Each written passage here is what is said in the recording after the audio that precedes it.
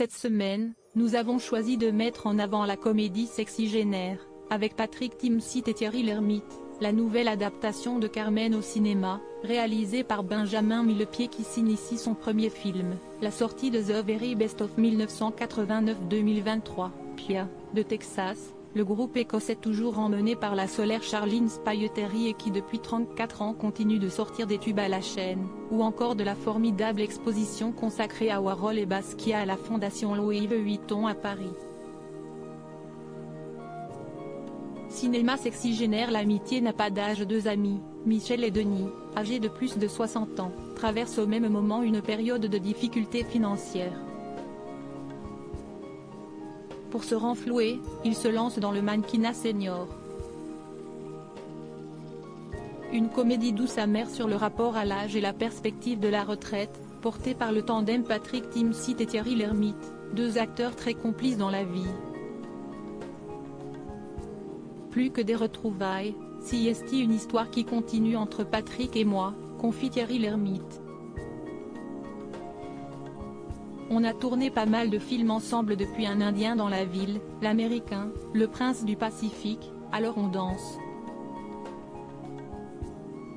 Et on est amis de longue date. La perspective de jouer en duo était vraiment sympa. Son partenaire précise que c'est surtout l'histoire qui l'a convaincu de jouer dans Sexygénaire. Avec Thierry, on est très amis, on peut dîner ensemble quand on veut, pas besoin de prétexte pour se voir. Sexygénaire, de Robin Sykes, avec Patrick Timsit, Thierry Lhermitte. En salle droit d'auteur 2085 Films, Apollo Film, Orange Studio, France 3 Cinéma. Carmen Olé. Benjamin Millepied vient de réaliser son premier film. Il y revisite le grand classique Carmen, qui a, dit-il, bercé son enfance. L'histoire, adaptée par ses soins, est celle d'une jeune Mexicaine, qui tente de traverser la frontière et tombe sur une patrouille américaine. Aidan, un ex-marine souffrant d'un syndrome post-traumatique, lui sauve la vie en tuant l'un des siens. Le duo, formé par la star mexicaine Melissa Barrera, Scream, et le nouveau chouchou d'Hollywood, Paul Mescal, le prochain Gladiator, trouve refuge dans un club tenu par la tante de Carmen, l'excellente Rosy de Palma. La musique et la danse leur offrent alors un moment suspendu dans leur folle cavale. Un film aussi esthétique qu'incandescent.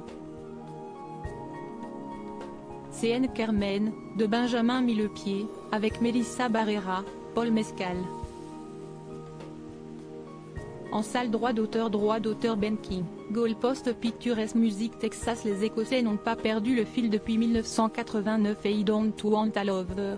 Les Écossais de Texas ont confirmé album après album, 10 au total, un talent indéniable pour produire des tubes à la chaîne.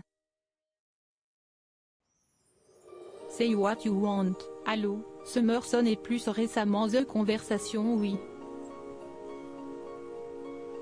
Pour mieux s'en rendre compte, plongez-vous dans les 24 titres, dont 2 inédits, de la compilation The Very Best of 1989-2023, Pia, qui sort le 16 juin.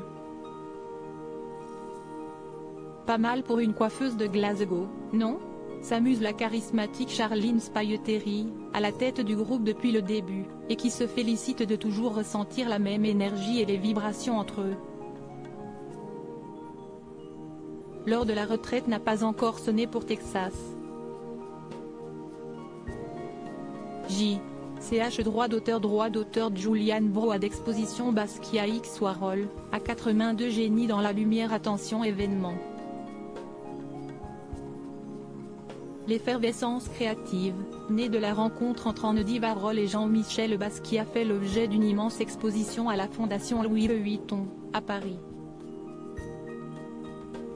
Présenté en 1982, les deux artistes ont collaboré pendant 2 ans, entre 1983 et 1985. Au départ, Celui qui n'est qu'un débutant remarqué par ses graffitis sur les murs de Manhattan se contente d'interventions sur les toiles du pape de la pop art. Puis au fur et à mesure, il peigne à quatre mains, dans une fusion totale. Je crois que ces tableaux que l'on fait ensemble sont plus réussis quand on ne peut pas dire qui a fait quelle partie, écrira Warhol dans son journal. En témoigne la centaine d'œuvres exposées dans le cadre majestueux de la Fondation Louis Vuitton, depuis la première peinture les représentant côte à côte, Do Cabeza, jusqu'aux 10 punching bags, ces sacs de boxe customisés jamais exposés de leur vivant.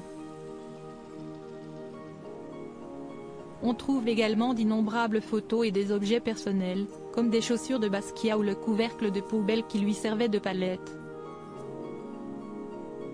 Des œuvres de Keith Haring ou Kenny Scharf montrent également le bouillonnement artistique de New York au début des années 80. Incontournable. J. Ch Basquiat x Warhol, à quatre mains, à la Fondation Louis Vuitton, info sur www.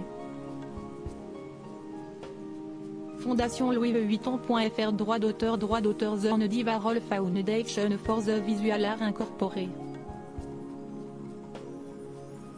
Licensed by Haddad, Paris 2023. Crédit photo, droit d'auteur 2085 Films, Apollo Film, Orange Studio, France 3 Cinéma.